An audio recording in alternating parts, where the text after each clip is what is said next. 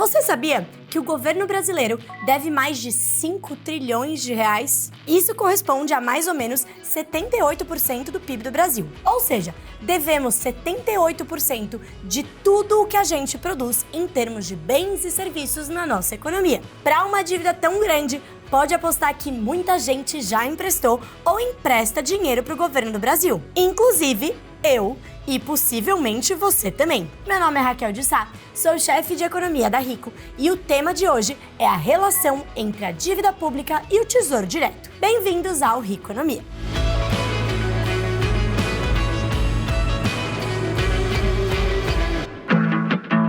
Dívida pública nada mais é do que a quantidade de dinheiro que o governo está devendo na praça. Pois é, pessoas comuns não são as únicas que pegam dinheiro emprestado. O governo brasileiro precisa se financiar para manter os bens e serviços públicos funcionando, tipo saúde, educação, infraestrutura e tudo mais. Para isso, existem os impostos, a emissão de moeda ou a opção de pegar um dinheirinho emprestado, que é o que gera a dívida pública. O ideal é buscar um equilíbrio entre essas três opções. Isso acontece não só no Brasil, mas em todos os países do mundo, até os mais ricos, que inclusive costumam ter dívidas bem maiores do que a nossa aqui no Brasil. E sabe de quem o governo pega dinheiro emprestado? De todo mundo. De mim, de você, de fundos de investimento domésticos, de fundos de investimento estrangeiros, de bancos, de outras instituições financeiras, tudo por meio do Tesouro Direto, que abarca muito dos investimentos de renda fixa que andam sendo bastante recomendados ultimamente. Mas calma, que eu já volto pro Tesouro Direto. Primeiro, vamos entender quanto custa manter essa dívida. O custo da dívida está muito atrelado à nossa taxa básica de juros, a taxa Selic, já que o governo deve pagar juros aos seus credores como qualquer devedor. Como a taxa Selic é a nossa taxa básica de juros, ela também corresponde a grande parte do custo da dívida do governo. E a outra parte é bem relacionada com ela também. E é assim em todo o mundo. Nos Estados Unidos, por exemplo, a dívida pública é atrelada em parte aí à taxa básica de juros determinada pelo Banco Central americano, os Fed Funds. Quanto mais baixa essa taxa, mais barata a dívida. Lembrando, gente, que as outras taxas às quais estão atreladas à dívida pública também são baseadas na taxa básica de juros. Mas a gente sabe que a taxa só pode ser baixa se a inflação estiver controlada. Mas se você não lembrar ou não entender essa dinâmica muito bem entre taxa de juros e inflação, eu falei melhor sobre essa relação no outro episódio do Riconomia, que eu vou deixar o link dele aqui na descrição. Agora voltando para a dívida. Além da taxa Selic, a qual é atrelada à parte mais curta da dívida do governo, outra importante parte da dívida do governo é atrelada a taxas de prazo mais longo. Essas determinadas por movimentos de mercado, ou seja, decisões de investidores diversos. E é aí que entra a percepção de risco, principalmente o risco fiscal. O mesmo amigo que impacta bastante a nossa taxa de câmbio. Não sacou? Vai lá no episódio do dólar que eu te conto. E o link também tá aqui na descrição. Enfim, o risco fiscal também é um grande personagem na história do custo da dívida pública. Afinal, todo mundo que empresta dinheiro a alguém analisa o risco de não receber esse dinheiro de volta. Quanto maior for esse risco, mais a pessoa vai cobrar para quê? Para emprestar. Mas como a grande maioria da nossa dívida hoje é em reais, o governo pode imprimir dinheiro para pagar, certo? Aí resolveria todos os problemas? Mais ou menos. Porque com tanto dinheiro a mais na praça, a inflação provavelmente ia subir. E esse dinheiro que o governo pagaria de volta para o investidor lá no futuro vai passar o quê? A comprar muito menos. Assim, o risco não é só de não receber o dinheiro de volta. O risco é também, e principalmente no caso da dívida em reais, de receber um dinheiro que já não vale mais nada no futuro, justamente porque o governo gastou demais para pagar pelos bens e serviços e a dívida também. Nesse caso, o investidor que emprestou dinheiro ao governo receberia um retorno abaixo do esperado por conta da inflação.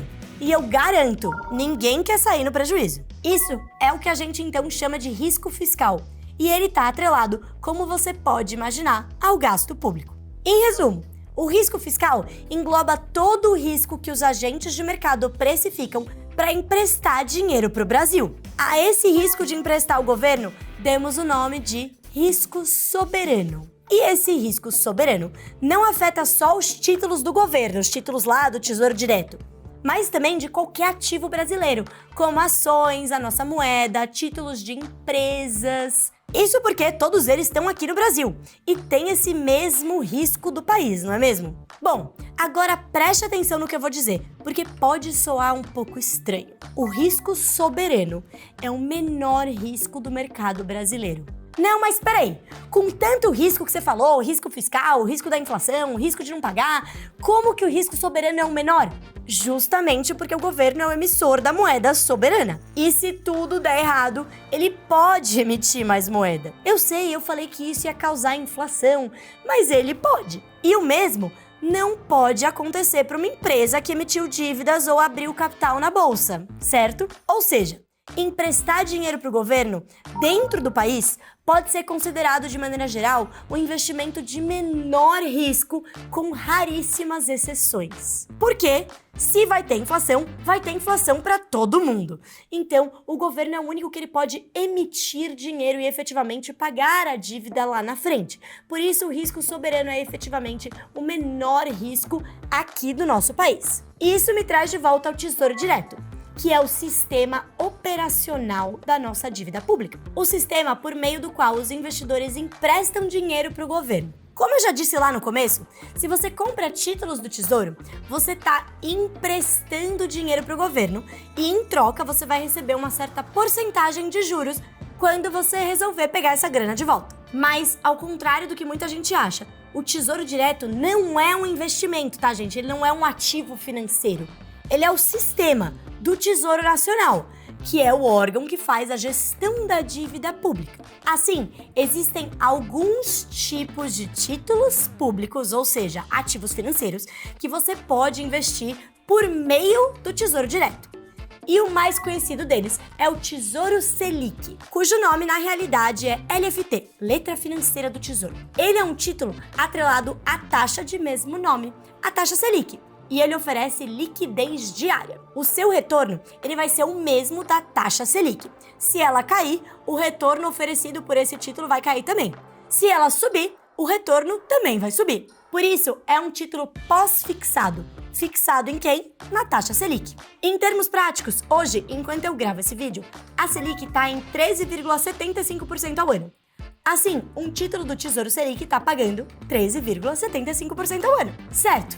Ok. Vamos lá então para um outro título oferecido no Tesouro Direto, que é o Tesouro Pré-Fixado, cujo nome científico é LTN. Ele tem a rentabilidade definida já no momento da compra. Por isso, a gente chama ele de pré-fixado, porque ele possibilita que você saiba exatamente quanto ele vai render até a data do vencimento. Muito importante, isso se você esperar até a data de vencimento. Esse detalhe é super importante, porque você pode vender o seu título pré-fixado antes do vencimento. Porém, o preço vai variar de acordo com movimentos de mercado. E a depender do momento, você pode vender por menos do que você comprou. Por isso, títulos pré-fixados são indicados para quem pode coordenar o prazo de vencimento com o objetivo. Então, por exemplo, quer comprar um carro em 2025? Um título pré-fixado que vença em 2025 pode ser uma boa opção. Mas evite prazos muito longos para esses títulos pré-fixados. Afinal, você já sabe o quanto vai ter de retorno. Imagina se a inflação sobe muito além desse retorno no período. Você pode ter ganhos que não superem a alta de preços. Mas para isso, o Tesouro Direto também oferece um terceiro tipo de título, que é o Tesouro IPCA+, ou NTNB no nome científico. Esse título é vinculado à inflação, além de ter uma taxa pré-fixada. É um título híbrido. Parte você já sabe a rentabilidade lá no vencimento, parte você não sabe. Ela vai seguir a inflação. Por exemplo, IPCA mais 5%, com vencimento em 2030. Pode parecer muito confuso, mas ele significa simplesmente que esse título fictício vai render 5% ao ano, mais a inflação no período até 2030. Por isso, esse é um título que é uma boa opção para quem quer conservar o poder de compra, ou seja, ter ali rendimentos acima da inflação. O Tesouro Direto também diferencia seus títulos com base nos juros recebidos, que podem ser ao longo do período de duração do título, no caso aí os juros semestrais, ou seja, você recebe ali juros a cada 6 meses, ou só de uma vez. Isso vai depender dos seus objetivos e perfil de investidor. Bom, mas deu para ver que os títulos do Tesouro são bem diferentes entre si. Todos esses títulos, entretanto, são do governo e eles têm um retorno baseado principalmente na taxa Selic, na inflação e na trajetória das contas públicas, além de alguns outros fatores, como juros em outros países e risco global. E se você pensa que esse papo todo de dívida pública impacta só no Tesouro, você está muito enganado. O custo da dívida pública de longo prazo é base para todos os outros juros de longo prazo da economia, impactando o rendimento de títulos de renda fixa oferecidos por empresas e instituições financeiras, como o famoso CDB. Afinal, como a gente falou, se o governo pode emitir a própria moeda e paga, sei lá, X% para se financiar em 10 ou 20 anos, as empresas que não podem emitir a própria moeda vão pagar, no mínimo, esse valor, né? E, de novo, gente, isso não acontece apenas no Brasil. No mundo todo, o custo da dívida pública no curto e no longo prazo são base para retornos de investimento em renda fixa de maneira geral, além também de impactar indiretamente a bolsa e outros ativos financeiros. Por isso, questões como gastos públicos e o tamanho da dívida pública importam e muito para os nossos investimentos. Muito mais do que você pensava, vai! É isso, gente! Essa é a história nem tão complicada assim da relação entre dívida pública e Tesouro Direto. Mas se você ficou ainda com alguma dúvida, não fique com timidez e comenta aqui embaixo que a gente responde. Aliás, se inscreva aqui no canal para não perder nenhum vídeo e siga a gente lá no Instagram, no @ricocomvc. Eu fico por aqui, até a próxima!